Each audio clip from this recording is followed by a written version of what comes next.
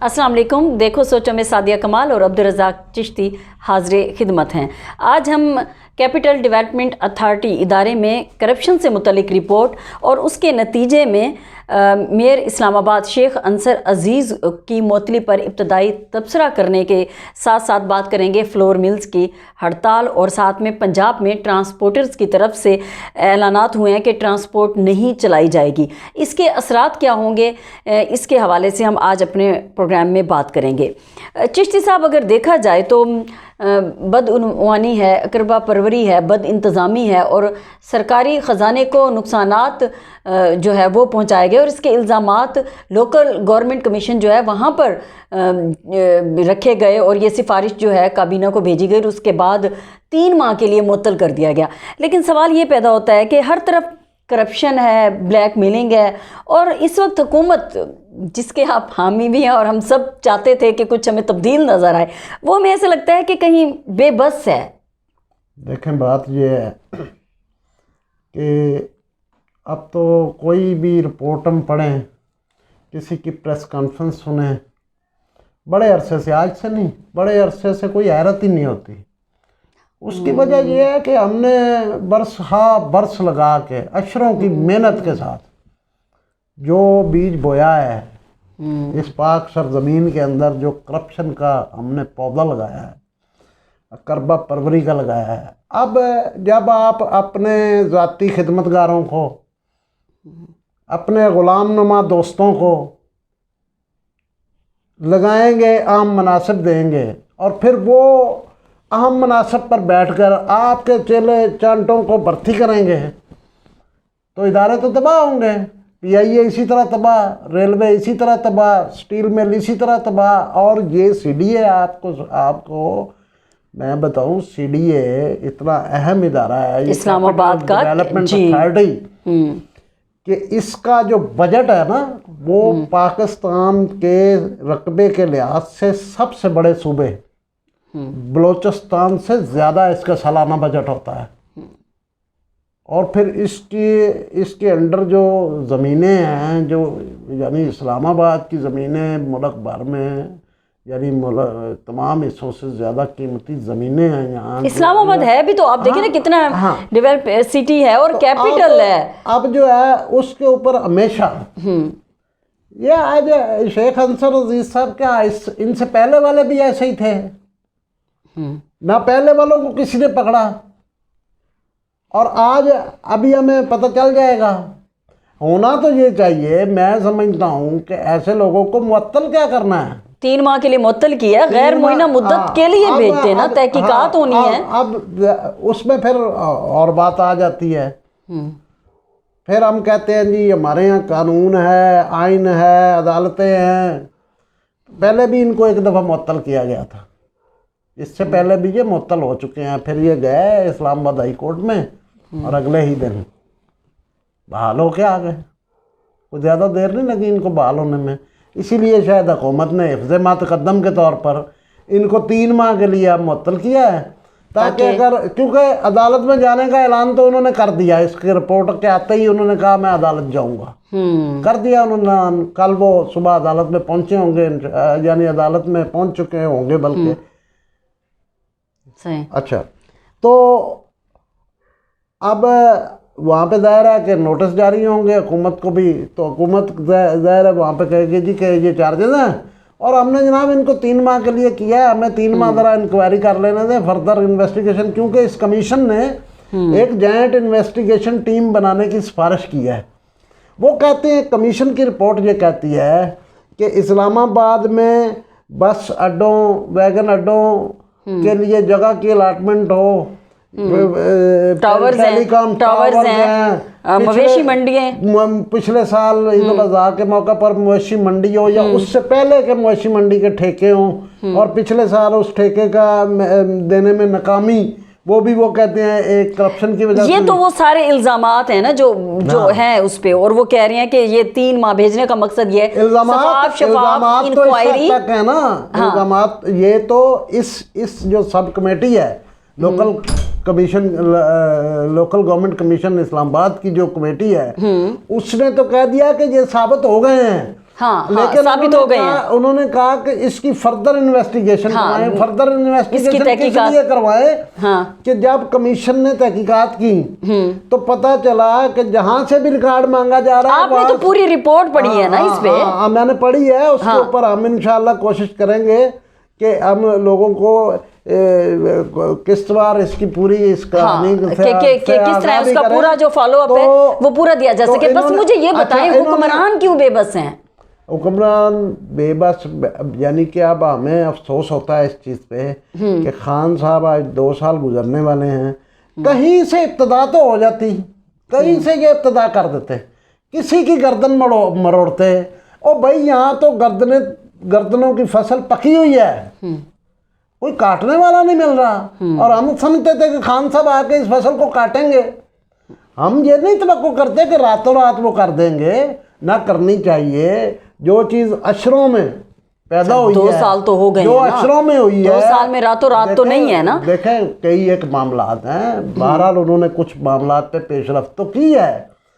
ये रिपोर्टें बनना, ये चीज़ें होना, ये एक किस्म की इब्तदा होती है। लेकिन हम कहते हैं कि इस मुल्क में तो जहाँ देखो करप्शन है, तो अब अगर देखें चले करप्शन है। चलो कई पुलिस के महकमे से इब्तदा कर देते, पटवारियों के महकमे से इब्तदा कर देते। चले अगली करप्शन पे हम आ जाते हैं। हमारे आज के जो 3 मौजू हैं, मैं समझता हूँ कि उन्होंने कुछ किया भी। मसलन KPK में उन्होंने अपने वजीरों को जेलों में भेजा, तो अब भी भेजें, वफाक में आ गए, भेजें। जो भी इनके, चाहे इनके अपने हैं चाहे दूसरे हैं, इनको कम से कम जेलों में भेजें, कवानीन तब्दील करें, उनको सजाएं दी जाएं, उनको दूर करें, उनको सजाएं दी जाएं, ताकि ये जो है निचले लेवल तक पैगाम जाए कि भाई आप जो है सज़ा मिलनी शुरू हो गई, अब कोई बचेगा नहीं। सही है, अब नहीं बचेगा। और तहकीकात की जा रही हैं, और ये कहा जा रहा है कि मीडिया पर ये भी खबरें गर्दिश कर रही हैं कि जब तक तहकीकात होंगी उस वक्त तक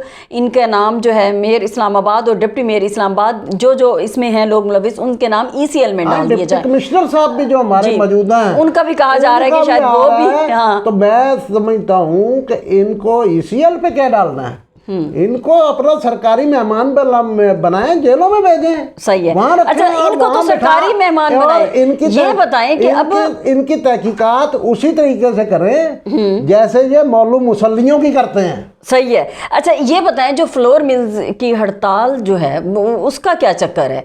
वो लोग क्यों इस तरह से कर रहे हैं? एक तरफ तो ज़ख़ीरा अंदोज़ी में हम कहते हैं, आपने अपने उसमें गायब दाइये में कि जी हर तरफ करप्शन और ब्लैकमेलिंग।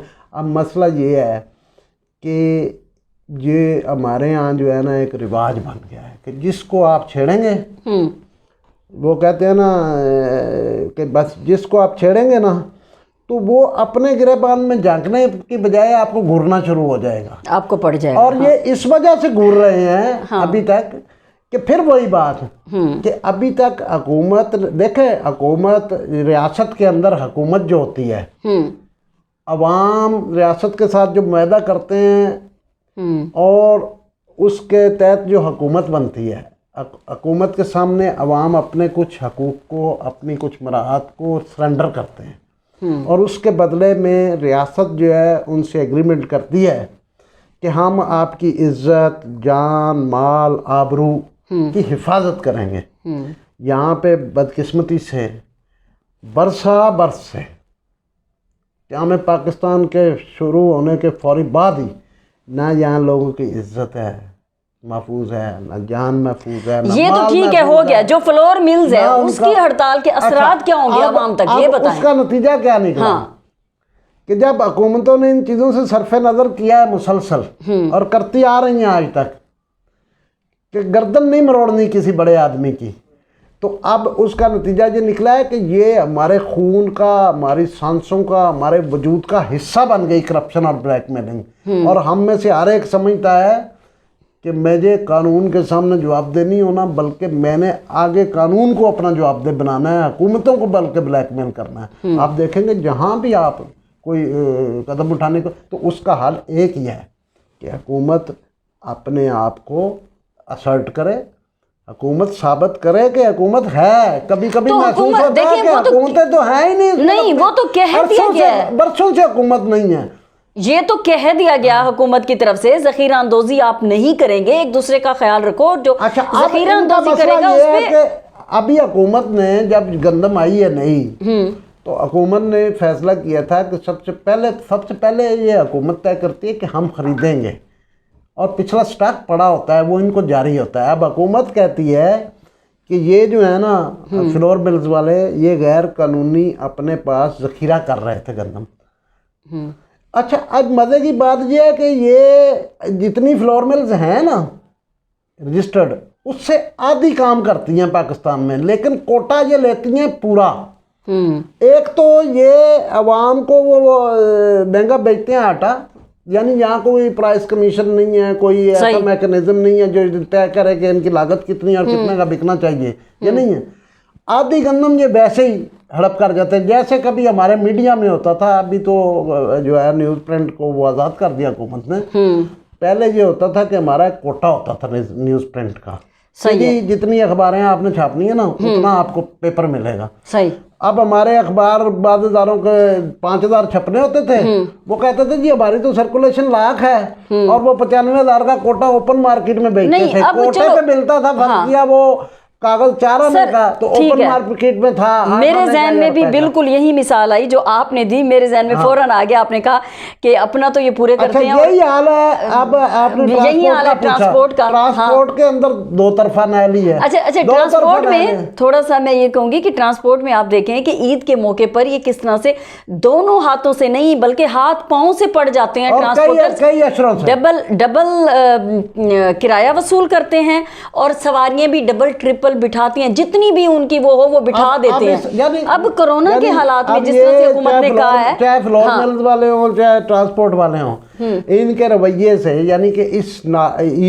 इन मुकद्दस इस महीने में, एहतराम के दिनों में, और फिर आगे हमारा त्यौहार आ रहा है ईद का, ऊपर से कोरोना की मुसीबत है, तो साबित ये हुआ कि ना इनकी कोई अखलाकियात है, ना इनके अंदर खौफ खुदा है। और दूसरी तरफ जो ट्रांसपोर्ट का खास तौर पर मामला है, इसके अंदर ये चीज़ मैं आपको बताऊं, तो जो SOPs बने हैं वो SOPs भी गैर हकीकत पसंदाना बने हैं। अब देखे ना, कह दिया कि जी बसों में एक तरफ से सवारियां अगले दरवाजे से दाखिल होंगी, पिछले से, और तुम दरवाजे से ताल्लुक की क्या है? नहीं, उसमें जितनी स्पेस से ताल्लुक क्या है? छोड़ दें आप, ताल्लुक को छोड़ दें, लेकिन इस एक मिसाल से पता चलता है कि ये हमारे इदारे कितने नायल हैं कि इनको ये नहीं पता कि बसें जो चल रही हैं इस वक्त पाकिस्तान में अक्सरियत, उनका तो डोर ये एक है, दूसरा तो डोर ही नहीं है, एक डोर है।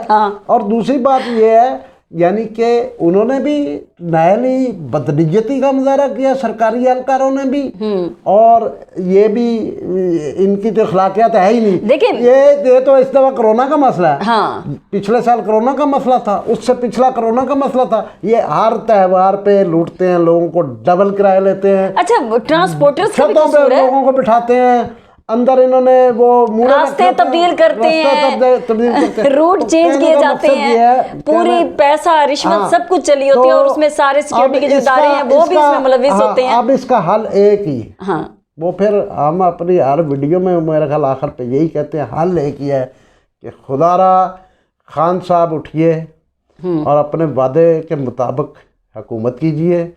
अगर आप, जैसे सादिया ने कहा कि लगता है बेबस है, अगर आप कोई बेबस हो गए हैं या आपकी बस हो गई है, तो फिर अवाम जाने और ये बदमाश जाने, और जो है ना आप बता दें हमें साफ साफ सीधा सीधा कि भाई मेरा और मेरी टीम से जो है ना हुकूमत नहीं होती।